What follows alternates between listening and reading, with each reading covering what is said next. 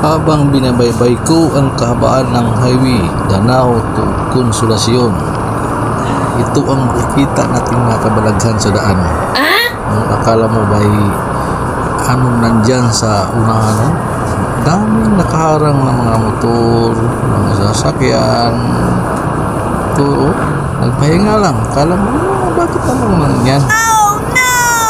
Baka siguro may mga nakaharang diyan sa unahan. Tinatawag natin na ba mga anong klaseng mamaw dyan na galing nakuha dyan sa Agusan Mars. Malaki siguro ano dyan, mammals dyan. Baka andyan sa unahan. Bakit ang haba? Ang daming mga motor, sasakyan.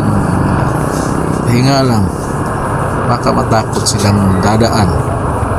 Ano dyan sa unahan. O, tingnan mo. Ang dami nila.